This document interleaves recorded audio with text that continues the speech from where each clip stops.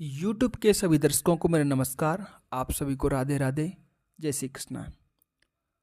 सप्ताह 17 के दिवस 5 में आप सभी का स्वागत है। इस क्लास में हम आपकी जो अभ्यास पुस्तिका है उसकी वर्कशीट नंबर 75 और 76 हल करने वाले हैं। ये आपकी हिंदी टेक्स्ट बुक का पाठ 8 चल रहा है, भोलाज काइट। तो चलिए आते हैं अपने अभ्यास की तरफ। ये चित्र दिख रहा है बेटा आपको, इस चित्र में क्या क्या हो रहा है उसको अंग्रेजी के वाक्यों द्वारा एक्सप्लेन किया गया है। द सन इज शाइनिंग, बेटा ये सन रहा और ये चमक रहा है। सन माने सूर्य। द सन इज शाइनिंग मतलब सूर्य चमक रहा है। वाक्य number 2, Sachin is flying a kite. तो फ्लाइंग का मतलब तो उड़ा रहा है, ये सचिन रहा बेटा, सचिन पतंग उड़ा रहा है। दिख रहा है चित्र में आपको। मीना इज प्लेइंग फुटबॉल, ये मीना रही, मीना इज प्लेइंग माने खेल रही है, तो मीना फुटबॉल खेल रही है। द फिश इज स्विमिंग, तो ये फिश नदी है बेटा, नदी इसमें फिश स्विमिंग कर रही है। ठीक है। The dog is barking, bark माने भौंकना, ये डॉग रहा, ये भौंक रहा है बेटा। The dog is barking. The river is flowing, ये नदी है बेटा, ये नदी बह रही है। ठीक है। फ्लो माने बहना, ये लिखा है फ्लोइंग माने बह रही है। वाक्य नंबर अगला, the aeroplane is flying in the sky. Aeroplane देखो ये दिख रहा है, ये चित्र में, ये the aeroplane is flying in the sky. बस ये सारा का सारा ट्रांसलेशन आपको सीखना था। लिखा है द एरोप्लेन। बेटा इन वाक्यों को आप बार बार पढ़ें। जो चीज़ मैं आपको बताना चाह रहा हूँ उसको देखिए जरा। अगर मैं सेंटेंस देखूँ तो द रिवर मेरा ये एक भाग हो गया, जिसको हम सब्जेक्ट कहते हैं, कर्ता कहते हैं। एज आपकी क्रिया हो गई और ये आपका कर्म हो गया। नंबर 2 पे आपकी क्रिया आती है वर्ब, और नंबर 3 पे आपका कर्म आता है। तो इसी तरीके से बेटा आपके वाक्य बनेंगे। एक हिस्से में कर्ता रहेगा, बीच में क्रिया रहेगी, लास्ट में कर्म रहेगा। द फिश एक भाग, एज दूसरा भाग, स्विमिंग तीसरा भाग, सचिन एक भाग, इज फ्लाइंग दूसरा भाग, एक काइट तीसरा भाग। तीन भाग में बेटा आपका वाक्य बनता है। इसके बारे में हम आगे के दिवसों में भी सीखेंगे। इसको पढ़िए, read and learn.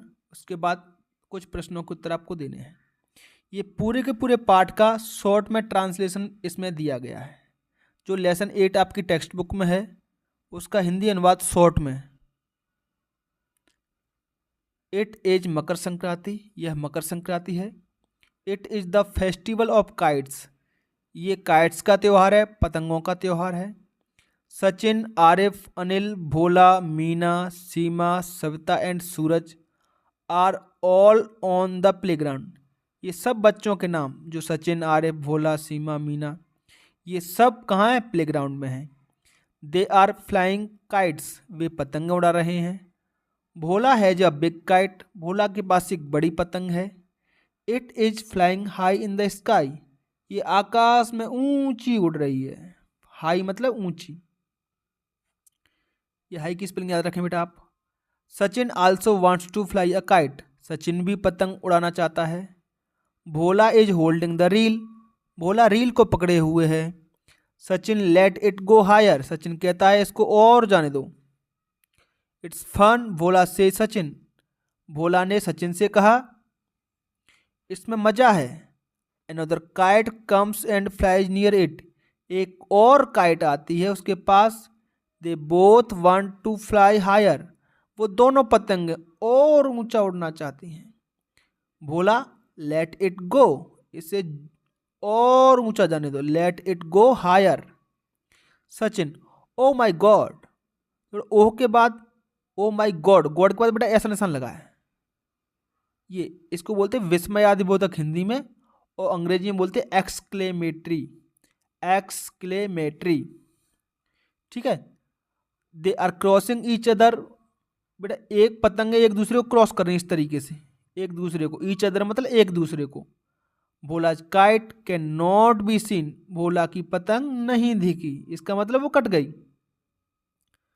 It is lost in the sky, ये आकाश में खो गई।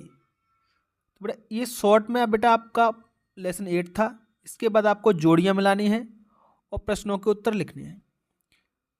तो दिवाली बेटा ये लाइट्स का त्यौहार है, तो लाइट से जोड़ी मिला दें इसकी।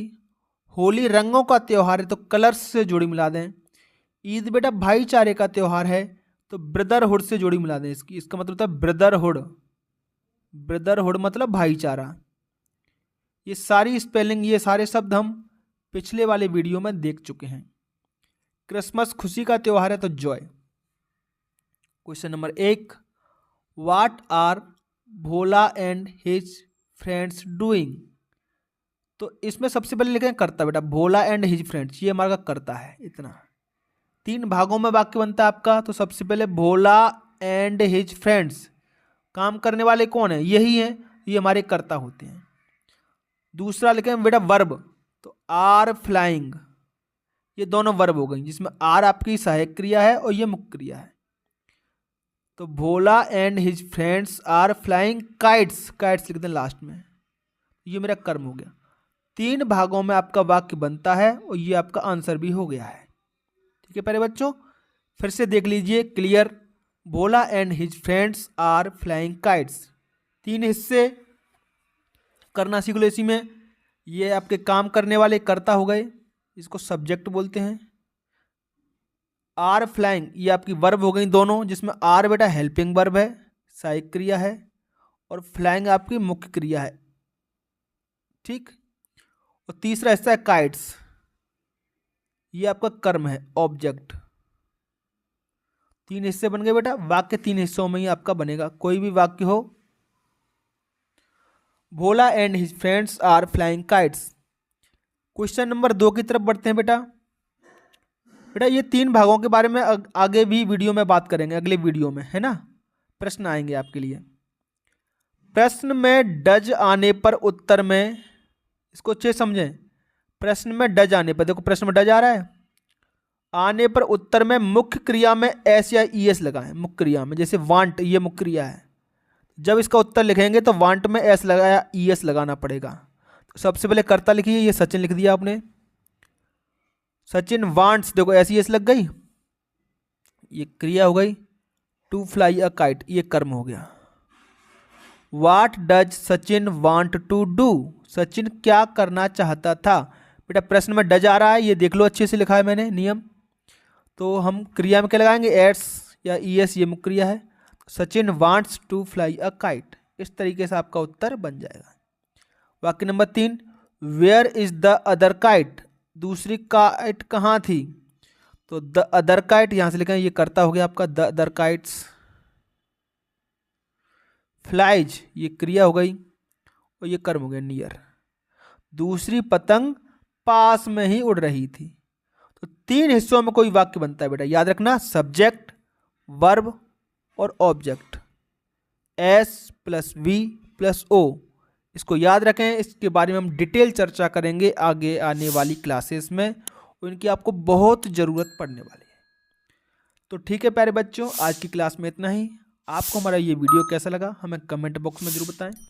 आपकी कोई भी सलाह सुझाव किसी भी दर्शक की, चाहे बच्चों की तरफ से चाहे शिक्षक साथियों की तरफ से, सदैव आमंत्रित है, हमें कमेंट बॉक्स में अवगत कराएं। इसके अलावा मेरे व्यक्तिगत मोबाइल नंबर पर भी आप व्हाट्सएप कर सकते हैं। चलिए फिर मिलेंगे अगली क्लास में, तब तक के लिए आपका दिन शुभ हो। Have a nice day and thank you.